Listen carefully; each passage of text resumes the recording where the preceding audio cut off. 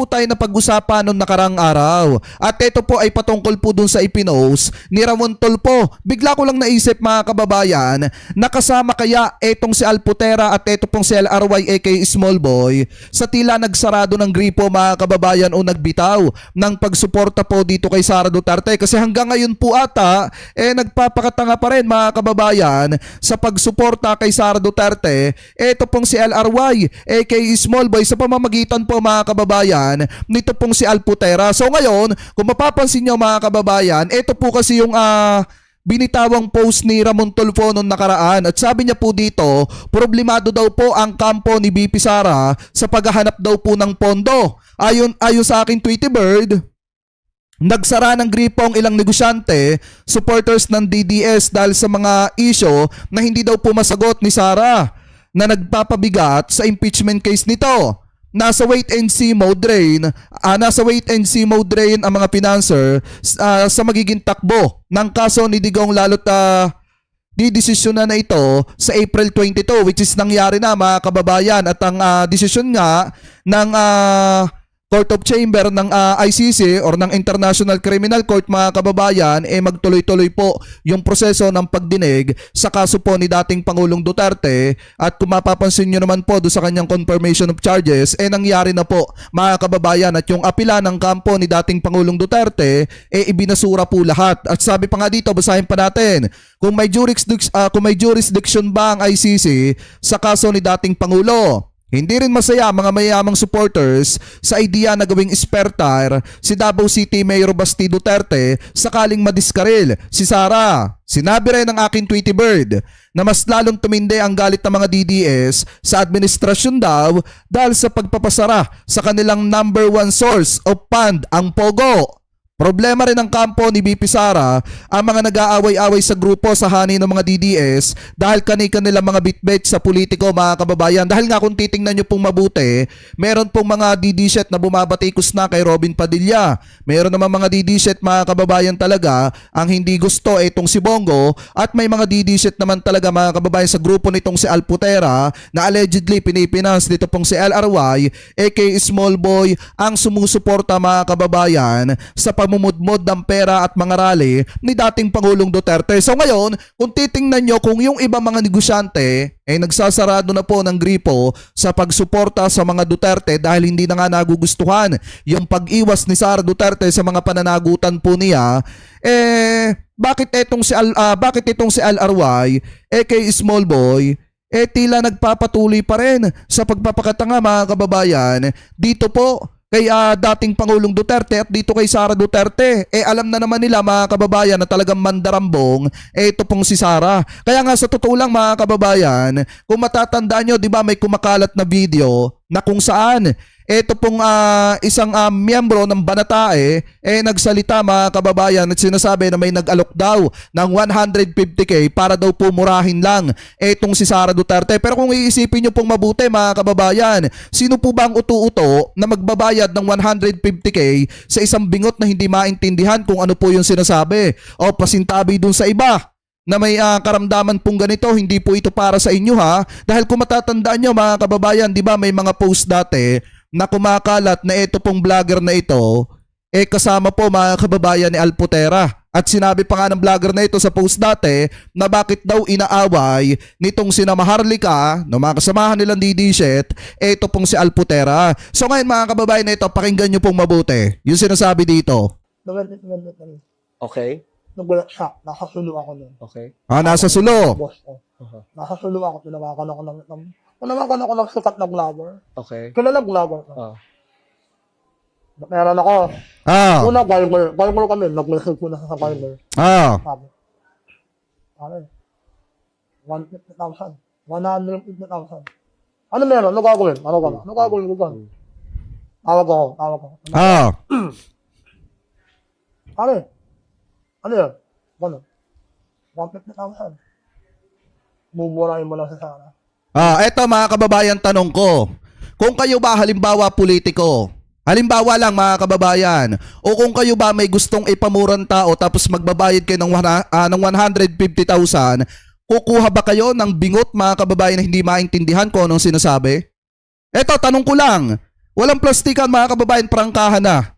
Kung kayo po ba mga kababayan, kukuha ng tao para murahin yung isang tao sa media, kukuhanin nyo ba yung bingot na hindi maintindihan kung anong sinasabi?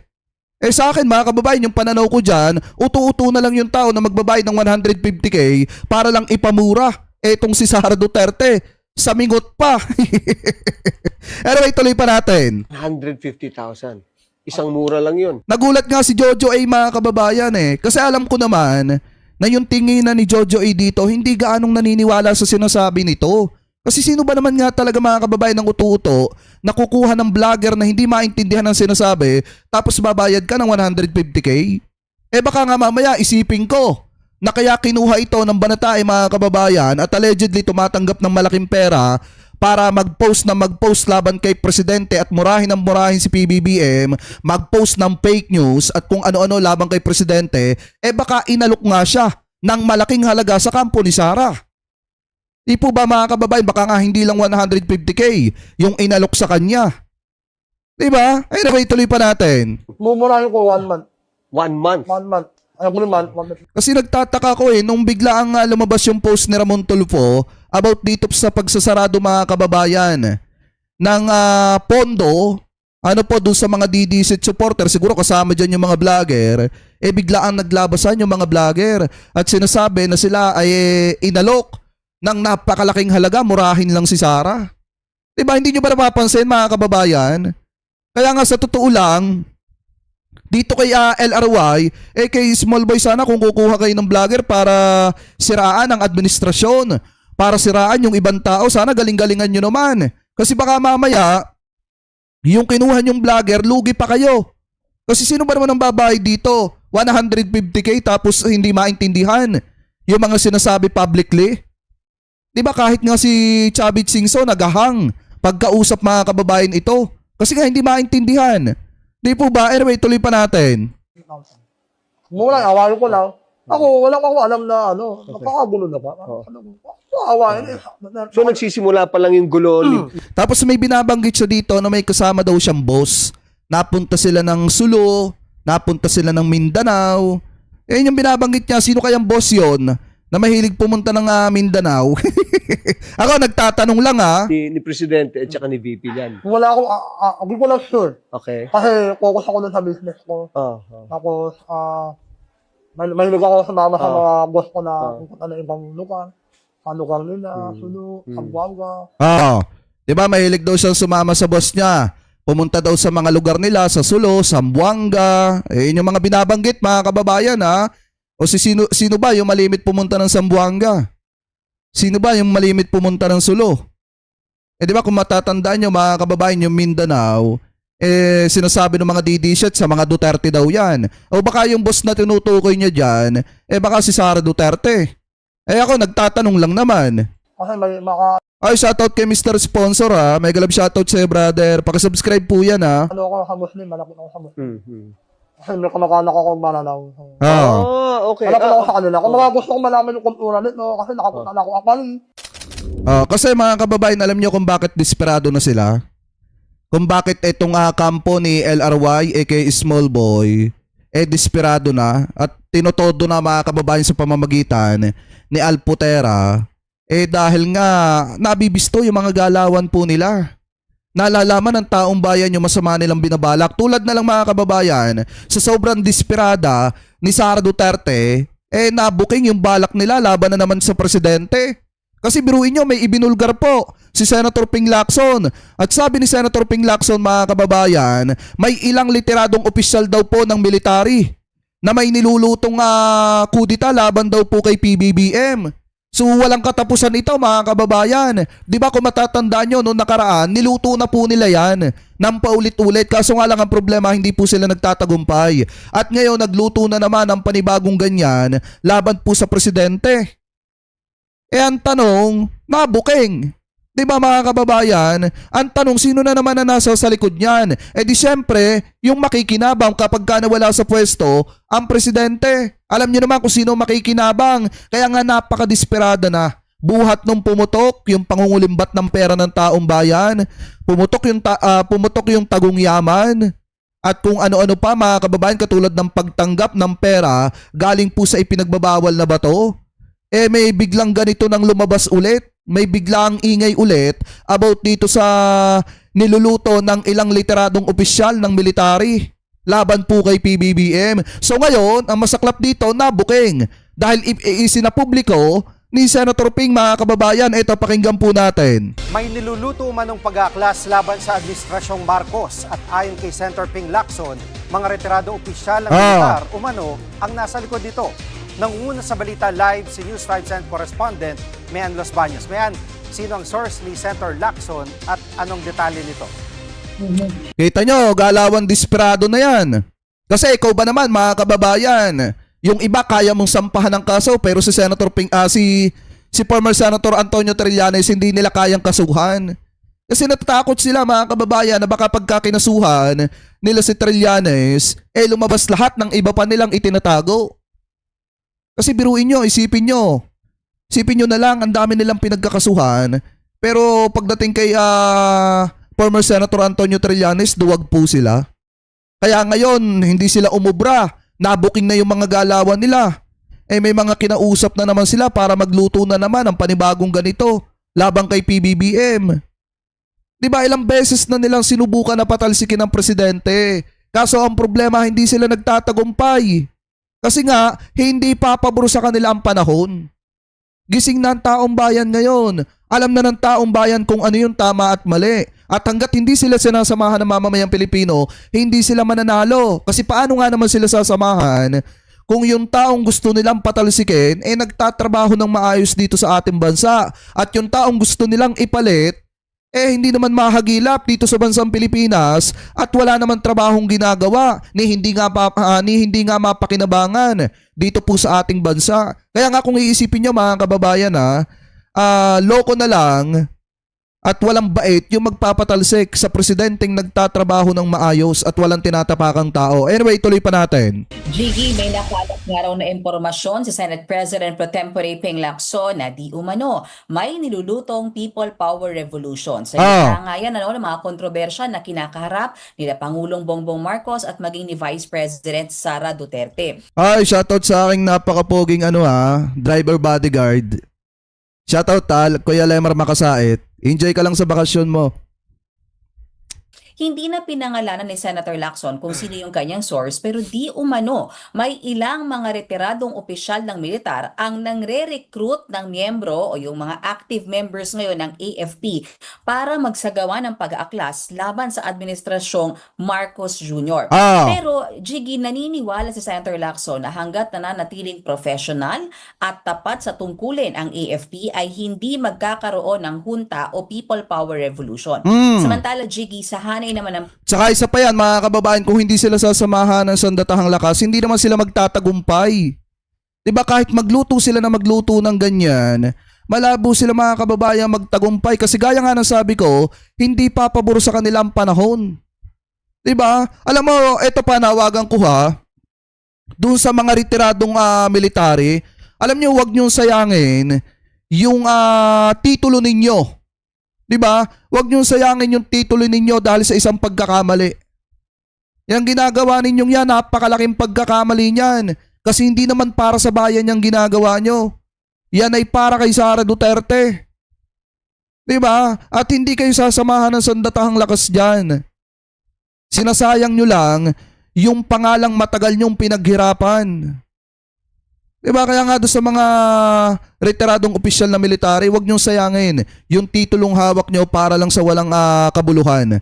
Kaya kung ako sa kanila, much better, suportahan na lang nila ang pamahalaan. At least kahit papaano, nakatulong pa sila sa pag-usad ng bansa natin. PNP, sabi ni Senator Ping Lacson, wala siyang nakuhang impormasyon na nagkakaroon ng recruitment para sa isang people power revolution. Kung matatandaan natin, Jiggy, malakas pa talaga yung contact ni Senator Lacson sa loob ng PNP, lalo't nagsilbi siyang dating PNP chief bago nga siya naging senador. Jiggy. At Mian, kung di ako nagkakamali ay parang last year pa nagbabala si Senator Lacson tungkol sa may mga nagpaplano man ng military junta. Tama ka, Jiggy. Around November 2025 nang sinabi rin sa isang interview ni Senator Ping Lacson na may nakuha rin siyang impormasyon na di umano may ilang grupo na nananawagan o ginagapang yung pagkakaroon ng military-backed reset o junta. Pero yan, Jiggy, nangyari yan sa kainitan o sa gitna ng flood control scandal. Yan yung gustong mangyari ng ilang mga grupo di umano na magkaroon na lamang ng reset sa gobyerno o magkaroon ng junta. Pero hindi rin daw pumanig dyan si Senator Ping Lacson dahil naniniwala siya na pwede namang mapanagot yung mga nasa likod ng korupsyon na yan ang hindi nagkakaroon ng pag-aaklas sa gobyerno kundi naaayon pa rin sa ating konstitusyon. Jiggy. May anong sabi dito ng AFP at Malacanang? Hanggang ngayon, Jiggy, hinihintay natin yung response ng AFP.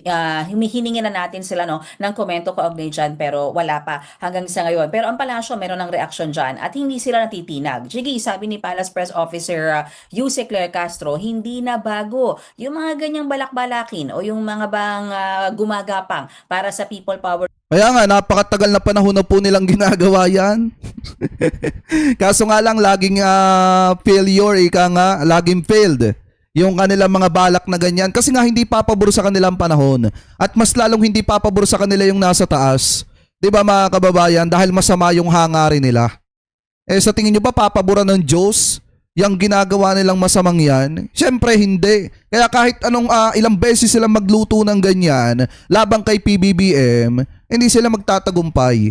Kasi unang-una, hindi naman sila susuportahan ng sandatahang lakas. Dahil alam ng ating mga kasundaluhan na nagtatrabaho ang ating mahal na presidente at maayos ang command ng ating mahal na presidente. Anyway, ituloy pa natin. Revolution. Pero kung sakasakaling totoo daw, bahala na daw yung ating mga ahensya ng gobyerno na mag-imbestiga o yung law enforcement agencies na mag-imbestiga kaugnay yan. Narito ang bahagi ng pahayag ni Yuse Claire Castro. Pakinggan natin, Jiggy.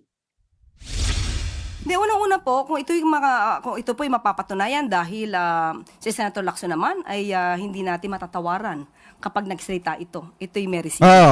So muli, ang mga investigating bodies natin, hindi na po kayo kailangang utusan. Gawin nyo na pong mag-imbestiga. Tama. At mayan, technically, para bang inuutusan ba ni Yusek Claire Castro ang law enforcement para imbestigahan nga itong mga isyong ito? Jiggy, they don't take it lightly. Alam natin yan sa Malacanang. Talagang sineseryoso nila yung usap-usapin, lalo pag isinasa publiko na, yung pag-encourage ng pag-aaklas. Sa katunayan, Jiggy, kung maalala natin, nitong nakaraang Enero lang, isang retired AFP Major General ang sinampahan ng kaso ng inciting to sedition dahil sa pag-uudyok nga ng Ang pangalan si Pokis. pag-aaklas. Yan si AFP Major General Romeo Poquis na diba? Pero pinayagan din naman siya na magpiyansa. Jiggy, kung usap-usapan lang naman kasi, ugong-ugong naman ng people power revolution o junta, that remains to be proven, di ba? Pero iba na talagang usapan kapag isinasa publiko yung panawagan ng pag-aklas dahil, Jiggy, alam naman natin, bawal na yan sa batas. Tama. At yan muna ang latest, Jiggy. Balik sa'yo. Yan ang ulat. Ay, Kuya Ricky, mega love shoutout So, anyway, mga kababayan, kung mapapansin nyo, di ba, binalak nila ito, talagang pinagplanuhan nila. Kaso nga lang ang problema, gaya nga ng sabi dito sa balita, malakas pa rin talaga mga kababayan ang intel.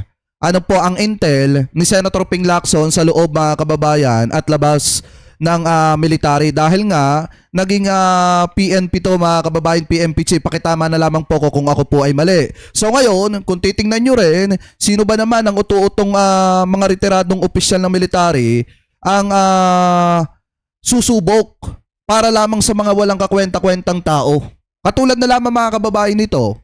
'Di ba? Biruin nyo itong si Senator Bato de la Rosa. Dumating na sa point mga kababayan na inihalin tulad na sa daga. 'Di ba? Biruin nyo, nakakahiya yan. Dumating sa point pamula sa pagiging tapang-tapangan nung panahon ni dating Pangulong Duterte. Ngayon inihahalin tulad ka na sa daga. Bakit mga kababayan? Ito, basahin po natin. Itong nakita nating balita galing po sa Abante. Sabi po dito mga kababayan, inihalin tulad ni Akbayan Party List Representative Percy Sandania sa daga si Senator Ronald Bato de la Rosa sa pagtatago lalo na tuusad na mga paglilitis ng International Criminal Court ICC laban na kay dating Pangulong Rodrigo Duterte. Mula noong November 25 ay hindi na nagpakita si De La Rosa sa publiko matapos lumutang na meron umanong arrest warrant na inilabas ng ICC laban sa kanya bilang co-accused ng dating Pangulo. Hindi umaasa ang mga mambabatas na magpapakita pa si De La Rosa lalo ngayong ibinasura na ng ICC ang kamakalawang apela ng kampo ni Duterte na may question sa jurisdiction ng nasabing korte sa kanyang kasong crimes against humanity, mga kababayan. So ngayon, sabi pa dito, dismayado din ang mambabatas dahil sa kabila ng payo ng kanyang mga kasamahan sa Senado kay De La Rosa ay huwag munang tanggapin ang kanyang sahod habang hindi pa ito pumapasok sa trabaho ay walang tugon dito ang senador. Gayunpaman, hindi na nagtaka si Sindanya kung hindi isasakripisyo ni De La Rosa ang kanyang sahod dahil kailangan niya ito sa kanyang pagtatago. Sabi pa dito, mahal kasi ang magtago. Ang masaklap dito, parang taong bayan ang gumagastos sa pagtatago niya. Ayon po kay Congressman Sindanya. So ngayon, pamula sa tapang-tapangan noon, inihahalin tulad na sa isang daga dahil parang daga nga magtago. Ito pong si Senator Bato de la Rosa. At saka biruin nyo mga kababayan ha, lalo na doon sa ating mga literadong military. Isipin nyo, yung kaalyado ng taong gusto ninyong iluklok, mga nagtatago po sa kamay ng batas at yung iba pa nga, nakakasuhan o patuloy na kinakasuhan. Katulad na lamang mga kababayan, nito pong si Harry Roque, sabi nga dito sa 1PH, basahin po natin nagsampa ng criminal complaint ang Bureau of Internal Revenue, BIR, sa Department of Justice laban kina Herminio Harry Roque Jr., Myla Reyes Roque, at Percival sa Zone Ortega kaugnay ng umano'y paglabag sa buwis na may kinalaman sa Biancham Holdings and Trading Inc. Batay sa investigasyon, hindi umano naghain ng kinakailangan tax returns ang mga respondent at hindi nagbayad ng tamang buwis para po sa transfer ng shares of stock at pagtaas ng authorized capital stock. Tinatayang aabot sa mahigit 3.3 million ang kabuuang tax deficiency kasama mga surcharges at interest, mga kababayan. Sabi pa dito, ay sa BIR, ang tax evasion sa ilalim ng Section 254 ay may parusang multa na 500,000 hanggang 10 million at pagkakakulong ng 6 hanggang 10 taon. Samantala, ang paglabag sa Section 255 ay may katumbas na multa at pagkakakulong na maaaring umabot hanggang 10 taon bukod sa pagbabayad ng buwis na dapat pong bayaran. So ibig sabihin, hindi lang po human trafficking o qualified human trafficking ang kinakaharap ni Harry Roqueng kaso ngayon, kung hindi tax evasion din, mga kababayan, ay isa sa mga kaso po na kinakaharap niya. So habang patagal ng patagal at palalim ng palalim yung pag-iimbestiga, mga kababayan, sa pagkakasangkot ni Harry Roque sa Pogo at pangangamkam niya ng lupa, talagang mga kababayan, parami din ng parami ang kaso na posibleng harapin nito pong si Harry Roque. Kaya nga kung ako, mga kababayan, dun po sa mga literadong military na nagbabalak mag-aklas laban po sa ating mahal na presidente, nagbabalak magsagawa ng kudita laban kay PBBM, pag-isipan nyo po ng maraming beses kung isasakripisyo ninyo yung karangalan ninyo at isasakripisyo ninyo yung pangalan na matagal nyong iningatan hanggang sa magretiro kayo para lamang sa mga walang kakwenta-kwentang tao na katulad po ng mga ito. So kayo, mga kababayan, kung kayo po ang tatanungin, ano po masasabi ninyo hingil po sa usapin na ito? Comment below na lamang po kung ano po ang komento at opinion po ninyo hingil po sa mga issue po na yan na tinalakay po natin.